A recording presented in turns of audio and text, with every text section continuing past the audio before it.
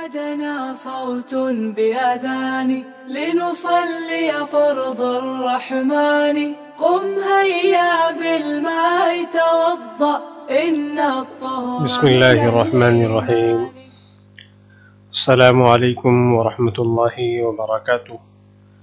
آج ہم پڑھنے جا رہے ہیں اپنی کتاب نور الغذا و نجات الارواح کا سبق نمبر 37۔ ہماری بحث چل رہی ہے فصل فی الوضو، احکام وضو کے متعلق، اور احکام وضو کے متعلق بہت ساری بحثیں تھیں۔ اس میں سے ابھی ہماری جو موجودہ بحث چل رہی ہے وہ آداب وضو سے متعلق چل رہی ہے۔ آج کے سبق میں ہم وضو میں جو معصور دعائیں ہیں اسے جانیں گے۔ اسی طریقے سے ہر عضو دھوتے وقت جو دعائیں علماء نے بتائی ہیں انہیں جانیں گے، اور دوسرے دیگر آداب جیسے ڈھیلی انگوٹھی وغیرہ کو حرکت دینا، دونوں کان کا مسح کرنا، ان سب آداب کو ہم آج کے سبق میں پڑھیں گے۔ سبق شروع کرنے سے پہلے آداب وضو کو ایک نظر میں دیکھتے چلتے ہیں۔ جیسا کہ بتایا گیا تھا کہ ہماری کتاب میں آداب وضو 14 بتائے گئے ہیں، جس میں پہلا ادب اونچی جگہ بیٹھنا تھا، دوسرا ادب قبلہ رو ہونا تھا، اور تیسرا ادب خود سے وضو کرنا تھا، اور چوتھا ادب دنیاوی باتیں نہ کرنا تھا، اور پانچواں ادب دل اور زبان دونوں سے نیت کرنا تھا۔ یہ 5 ادب ہم نے گزشتہ سبق میں پڑھ لیا، اور آج ہم پڑھیں گے معصور دعائیں پڑھنا، ہر عضو پر بسم اللہ پڑھنا، چھوٹی انگلی کانوں کے سوراخ میں ڈالنا، ڈھیلی انگوٹھی کو حرکت دینا، اور کلی اور ناک میں پانی داہنے ہاتھ سے چڑھانا، بائیں ہاتھ سے ناک صاف کرنا۔ یہ آج کے سبق میں ہم انشاءاللہ پڑھیں گے۔ تو چلیے ادب نمبر 6، معصور دعائیں پڑھنا۔ ہماری کتاب نور الغذا میں اس کے لیے عبارت ہے وَالدُّعَاءُ بِالْمَأْثُورِ، اور منقول دعائیں پڑھنا۔ کیا مطلب منقول دعائیں؟ تو منقول دعاؤں سے اور معصور دعاؤں سے مراد ہے کہ وہ دعائیں یا تو آپ علیہ الصلوۃ والسلام سے منقول ہوں، صحابہ سے منقول ہوں، اور تابعین سے منقول ہوں۔ تو یہ مراد ہے الدعاء بالمعصور سے۔ مثال کے طور پر وضو کے درمیان میں یہ دعا پڑھے اللہم اغفر لی ذنبی ووسع لی فی داری وبارک لی فی رزقی، کہ اللہ میرے گناہوں کو معاف فرما اور میرے معاملات میں، میرے گھر میں، دنیا اور آخرت ہر جگہ کیا ہے کشادگی عطا فرما، اور میرے رزق میں برکت عطا فرما۔ یہ 6واں ادب تھا۔ اب 7واں ادب ہے کہ ہر عضو دھوتے وقت بسم اللہ پڑھنا، جس کے لیے ہماری کتاب کی عبارت ہے وَالتَّسْمِيَةُ عِنْدَ كُلِّ عُضْوٍ، کہ ہر عضو کے دھوتے وقت کیا کریں گے؟ بسم اللہ پڑھیں گے، چاہے دھونا ہو یا مسح کرنا ہو، جیسے سر کا مسح کرنا ہے، گردن کا مسح کرنا ہے، دونوں کانوں کا مسح کرنا ہے، تو بہرحال ہر عضو کے وقت بسم اللہ پڑھیں گے۔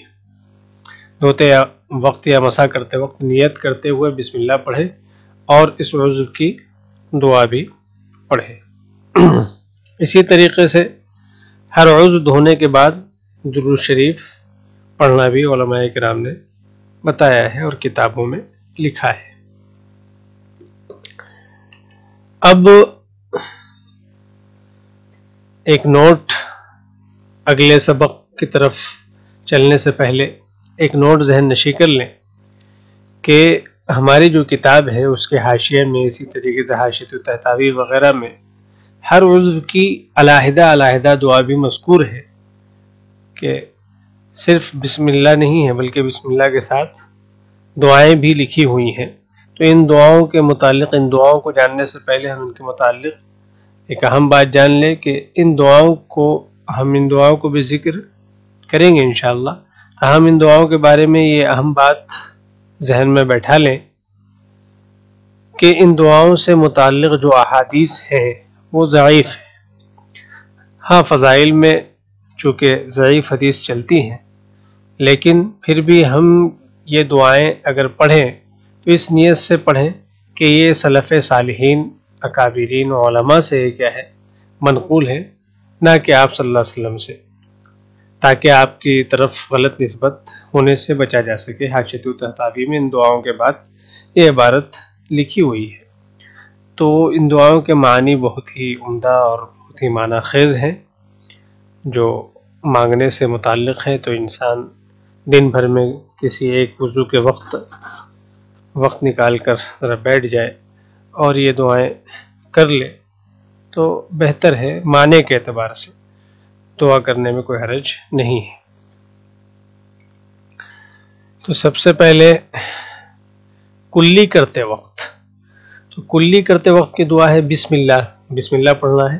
اس کے بعد یہ دعا پڑھنا ہے اللہم اعنی علی تلاوت القرآن وذکرک وشکرک وحسن عبادتک، کہ شروع کرتا ہوں میں اللہ کے نام سے، اے اللہ میری مدد فرما تلاوت قرآن کرنے میں، تیرے ذکر کرنے میں، تیرا شکر کرنے میں، اور تیری اچھی طریقے سے عبادت کرنے میں۔ یہ جو اعمال ہیں ان پر ہماری مدد فرما، کیونکہ آپ کی مدد کے بغیر کوئی عمل نہیں ہو سکتا ہے۔ تو کلی کرتے وقت یہ دعا پڑھ سکتے ہیں۔ ناک میں پانی چڑھاتے وقت وہی پہلے بسم اللہ پڑھیں، یا اللہ، آپ اللہ کے نام سے شروع، اللہم اریحنی رائحۃ الجنہ ولا تریحنی رائحۃ النار، کہ اللہ مجھے جنت کی خوشبو سونگھائیے اور جنت کی خوشبو سے معطر کیجیے، اور جہنم کی بدبو سے میری حفاظت فرمائیے اور اس سے مجھے بچائیے۔ اسی طریقے سے جب چہرہ دھوئے تو بسم اللہ پڑھے اور اس کے بعد یہ دعا پڑھے اللہم بیض وجہی یوم تبیض وجوہ وتسود وجوہ، کہ اللہ میرے چہرے کو اس دن روشن رکھنا جس دن بہت سارے چہرے روشن ہوں گے اور بہت سارے چہرے مرجھائے ہوئے اور تاریک ہوں گے، سیاہ ہوں گے۔ تو اس دن آپ میرے چہرے کو روشن رکھیے گا، یعنی قیامت کے دن جو کامیاب مومنین ہوں گے، مسلمان ہوں گے، تو ان کے چہرے چمکتے ہوں گے، اور جو ناکام ہوں گے، نعوذ باللہ، اللہ ہماری حفاظت فرمائے، تو ان کے چہرے سیاہ ہو جائیں گے۔ اسی طریقے سے دایاں ہاتھ دھوتے وقت یہ دعا پڑھیں بسم اللہ اللہم اعطنی کتابی بیمینی وحاسبنی حسابا یسیرا، کہ اللہ مجھے میرا نامہ اعمال میرے داہنے ہاتھ میں عطا فرما، وحاسبنی حسابا یسیرا، اور میرا حساب بہت ہی آسان فرما دے۔ اس لیے کہ جنتیوں کو داہنے ہاتھ میں، نامہ اعمال کا داہنے ہاتھ میں ملنا، یہ کیا ہے، جنتی ہونے کی علامت ہے۔ تو اس لیے یہ دعا کرے۔ بایاں ہاتھ دھوتے وقت یہ دعا کرے بسم اللہ اللہم لا تعطنی کتابی بشمالی ولا من وراء ظہری، کہ اللہ مجھے میرا نام اعمال میرے بائیں ہاتھ میں نہ عطا فرما اور نہ ہی پیٹھ کے پیچھے سے۔ یہ بھی جہنمیوں کا علامت ہے کہ جسے بائیں ہاتھ میں نام اعمال دیا جائے گا یا پشت کے پیچھے سے دیا جائے گا تو وہ جہنمی ہوگا۔ تو اس طریقے سے بایاں ہاتھ دھوتے وقت یہ دعا کرے اور اللہ تعالیٰ سے پناہ چاہے۔ اس کے بعد سر کا مسح کرتے وقت یہ دعا پڑھے بسم اللہ اللہم اظلنی تحت ظل عرشک یوم لا ظل الا ظل عرشک، کہ اللہ مجھے اس دن تیرے عرش کا سایہ نصیب فرما جس دن تیرے عرش کے سائے کے علاوہ کوئی سایہ نہ ہوگا۔ اس لیے قیامت کے دن جیسا کہ آتا ہے احادیث فضائل کے احادیث میں کہ بالکل زمین تانبے کی ہو جائے گی اور سورج بالکل سر پر چڑھا ہوگا، کوئی سایہ نہ ہوگا، عجیب ہی گرمی کی حالت ہوگی۔ تو اس وقت عرش کا سایہ ہوگا اور عرش کے سائے کے نیچے مخصوص لوگ ہوں گے۔ تو یہ دعا سر کا مسح کرتے وقت کہ اللہ مجھے عرش کا سایہ نصیب فرما جس دن کوئی سایہ نہ ہوگا۔ پھر اس کے بعد سر کے مسح کے بعد دونوں کانوں کا مسح کرتے ہیں تو اس وقت بھی یہ دعا پڑھے اللہم اجعلنی من الذین یستمعون القول فیتبعون احسنہ، کہ اللہ مجھے ان لوگوں میں سے بنائیے جو تیری بات کو، تیرے احکامات کو غور سے سنتے ہیں اور اس کی اچھی طریقے سے اور پوری پیروی کرتے ہیں۔ تو ایک تو تیرے احکام کو غور سے سننے والا بھی بنا اور سننے کے بعد اس پر اچھے طریقے سے عمل کرنے والا بھی بنا۔ پھر گردن کے مسح کے وقت یہ دعا پڑھے، بسم اللہ اللہم اعتق رقبتی من النار، کہ اللہ میرے گردن کو جہنم سے آزاد فرما، مجھے جہنم سے خلاصی نصیب فرما۔ پھر دایاں پیر دھوتے وقت یہ دعا پڑھے گا، بسم اللہ اللہم ثبت قدمی علی الصراط یوم تزل الاقدام، کہ اللہ اس دن صراط مستقیم پر اور پل صراط پر میرے قدم کو جمائے رکھیے، جس دن بہت سارے قدم لڑکھڑا جائیں گے، پھسل جائیں گے۔ تو پل صراط سے جب گزرا جائے گا تو یہ اس دعا کے اندر ہے کہ اس دن پل صراط پر میرے قدم کو آپ ثابت رکھیے اور لڑکھڑانے سے مجھے بچائیے اور آسانی سے پل صراط کو پار فرمائیے۔ پھر بایاں پیر دھوتے وقت یہ دعا پڑھیں، بسم اللہ اللہم اجعل ذنبی مغفورا وسعی مشکورا وتجارتی لن تبور، کہ اللہ میرے گناہوں کو معاف فرمائیے اور میری کوششوں کو، میری عبادتوں کو اسے قبول فرمائیے، اور میری تجارت خواہ دنیاوی ہو یا اخروی ہو اس میں ہرگز گھاٹے سے حفاظت فرمائیے، اس میں گھاٹا نہ فرمائیے۔ تو یہ دعائیں ہیں، ان کو معنی کے اعتبار سے اچھا جانتے ہوئے انسان وقت نکال کر کے بھی وضو کرے تو اس طریقے سے ان دعاؤں کو بھی پڑھ سکتا ہے۔ اب 8واں جو ادب ہے، دونوں کانوں کے سوراخ میں انگلی داخل کرنا۔ جیسا کہ آپ تصویر میں دیکھ رہے ہیں، اس طریقے سے دونوں چھوٹی انگلی دونوں کانوں کے سوراخ میں داخل کریں گے۔ اس کے لیے عبارت ہے وَإِدْخَالُ خِنْصَرِهِ فِي سِمَاخِ أُذُنَيْهِ، خنصر چھوٹی انگلی کو کہتے ہیں، کہ اپنے دونوں کانوں کے سوراخ میں اپنی چھوٹی انگلی کو داخل کرے۔ یہ بھی اس لیے کہ ادب یہ مبالغہ کہ بھائی جو کمی کوتاہی رہے وہ اس میں پوری ہو جائے، تو مسح میں مبالغہ کی وجہ سے یہ حکم ہے کہ دونوں کانوں کے سوراخ میں دونوں چھوٹی انگلیوں کو داخل کرے اور حرکت دے تاکہ اچھے طریقے سے پانی پہنچ جائے۔ اس کے بعد 9ویں نمبر پر کشادہ انگوٹھی کو حرکت دینا۔ تنگ کے بارے میں تو آپ نے فرائض وضو میں پڑھ لیا ہے کہ تنگ انگوٹھی کو اگر حرکت نہیں دیں گے تو وضو ہی درست نہیں ہوگا۔